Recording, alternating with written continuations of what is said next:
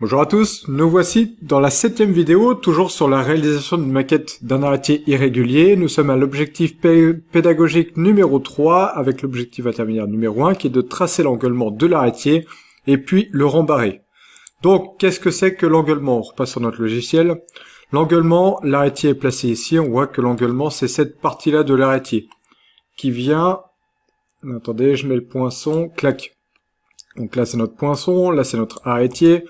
On voit que l'arrêtier vient comme une mâchoire dans l'angle du poinçon. Et ben c'est ce que l'on va tracer, c'est ce que l'on va rembarrer. Donc j'enlève mon petit poinçon. Pour le rembarrer, il y a plusieurs manières, mais nous ça va être, pour le tracer, il y a plusieurs manières, mais on va le voir par la manière du rembarrement. Donc c'est-à-dire que l'on va prendre notre arrêtier ici, on va le coucher sur son élévation qui est là, et on va reporter des points de notre vue en plan à venir choper, à venir croiser notre élévation de l'arrêtier. Ce que je peux dire encore qui est assez important, c'est que quand je regarde dessus, il ne faut pas se dire que de prendre la fausse équerre, de la placer contre cette partie-là pour avoir cet angle-là, et aussi contre cette partie-là pour avoir cet angle-là, et puis après les tracer directement sur notre arrêtier. Si vous faites ça, vous avez faux. On n'est pas du tout sur le même plan, c'est-à-dire que là on est sur la vue du dessus, la vue en plan c'est la vue du dessus, et là notre arrêtier est placé dans sa position réelle, ce qui fait que finalement ce ne sont pas les mêmes angles. Je n'ai pas envie que la vidéo dure trop longtemps, donc ce que je vais faire c'est que je vais vous expliquer avec mon tracé qui est fait, vous allez comprendre, on va pas le tracer ensemble mais je vais vous expliquer comment je fais.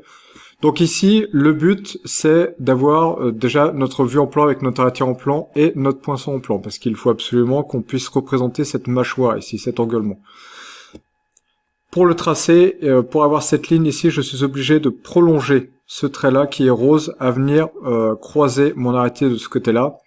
Et pour obtenir la ligne, cette face-là du poisson, je suis obligé de renvoyer une ligne aussi à passer pour ce point-là de l'arrêtier. Ce qui me fait une croix, là. La ligne, ce point de rencontre, ça fait une croix. On appelle ça la croix du charpentier. Ce qui nous permet de pouvoir tracer, de pouvoir reporter 4 points sur notre élévation afin de faire le rembarrement. Je m'explique. Ici, on voit tout ce qui est ous, us, machin. Vous allez vous dire, mais qu'est-ce qu'il raconte celui-là? En fait, retenez que pour ous, ça veut dire dessous. Dessous, ça finit par ous, et us, c'est dessus. Je m'explique avec l'arrêtier ici. Quand on couche notre arrêtier sur notre élévation, on voit que la partie qui est couchée, est en dessous. Donc là, c'est marqué dessous. Je zoome. Là, on le voit à l'envers, mais c'est marqué dessous. Donc ous. Et la partie, du coup, qui est au-dessus, est dessus. Donc us. Quand je reviens sur l'élévation, sur ma vue en plan avec l'arrêtier placé, on voit bien que du coup, si je le remets debout à son emplacement, la partie de dessus, c'est bien cette partie-là de l'arrêtier. Et du coup, si je regarde bien ma vue en plan, cette partie-là de l'arrêtier, c'est bien ce côté-là de l'arrêtier. D'accord? Donc là, je vois que ce côté-là, c'est tout ce qui est la partie dessus. Donc, tous les traits qui vont être contre cette partie-là, ça va être la partie de dessus. Qu'est-ce que je peux dire? Clac, du coup, report de points. Alors, comment on reporte ces points-là? Il y a plusieurs manières. Vous êtes sur une petite épure. Donc, en soi, ce qui est pas compliqué, c'est de prendre... Ce qui est pas compliqué, il y a plusieurs manières. Je vais vous montrer les manières. Donc, il me faut que je trouve l'équerre et la règle. Clac. Ici, je vais mon arrêtier, c'est plus simple. Voilà. Ici, en fait, nous avons une règle et une équerre, donc une grande règle et une grande équerre. Vous avez un principe, en fait, de reporter pour passer par vos points ici, pour tracer vos 4 lignes. Vous pouvez vous baser, mettre votre équerre, cette face-là de l'équerre, vous pouvez la mettre pour la placer, pour la régler sur votre ligne d'axe. C'est-à-dire que votre ligne d'axe, c'est une ligne qui a été faite au début. Et la ligne d'axe de l'élévation de l'arrêtier a été faite au début, donc c'est une ligne de référence. Si vous voulez renvoyer des traits parallèles par rapport sur votre arrêtier, je vous conseille tout le temps de prendre cette ligne d'axe qui est la première ligne, donc une ligne de référence. C'est-à-dire que si vous avez d'autres points envoyés parallèles, ne prenez pas par exemple cette ligne jaune ici, parce que potentiellement vous avez peut-être un décalage. Prenez tout le temps les premières lignes qui sont faites. Et ben en fait, il vous suffit avec cette grande équerre de vous placer sur votre ligne d'axe afin de positionner votre règle. Et en fait, ensuite, vous pouvez faire coulisser cette équerre contre votre règle pour et faire passer cette équerre, par exemple, sur ce point là du US pour pouvoir le tracer sur votre élévation. Là, vous allez me dire, là, bah Jean-Claude, t'es bien mignon. Sauf que chez moi, j'ai pas de règles comme ça et pas d'équerre comme ça et clairement, je vais pas en acheter. Et là, il y a aucun problème, c'est normal. Vous allez utiliser ce qu'on appelle une pige. Une pige, c'est ça. Donc c'est un petit morceau de bois, ça c'est vous pouvez tous vous en fournir un chez vous, c'est pas compliqué. Au pire, vous prenez une feuille de papier assez longue parce que non, pas une feuille de papier, non, gardez le petit morceau de bois, c'est très bien. En fait, sur ce petit morceau de bois, vous allez mettre votre ligne d'axe. Ça va être le trait de référence qui va vous permettre de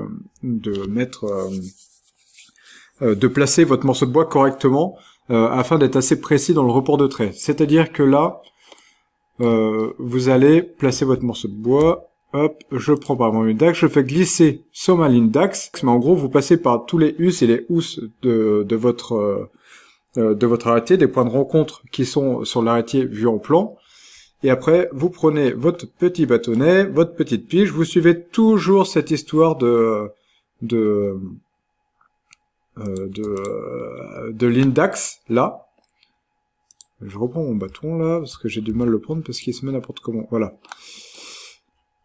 Et en fait, vous reportez tout simplement, hop, si j'arrête là, ici on voit bien, là vous reportez vos lignes, clac clac ici, puisqu'il vous permet d'avoir vos directions, vos traits de direction sans vous être planté. Alors bien évidemment, il ne faut pas, alors ça paraît logique, mais il faut bien tenir son petit morceau de bois d'équerre par rapport à votre ligne d'axe. C'est que si votre morceau de bois vous le placez comme ça, enfin là j'exagère, si vous faites ça, ça veut dire que vous avez des problèmes aux yeux. Mais en gros, il faut toujours que ce soit d'équerre par rapport à votre ligne d'axe. Donc, parallèle par rapport à votre ligne de trave. Et sinon, ça peut décaler vos traits et du coup, vous aurez faux lors des reports de points.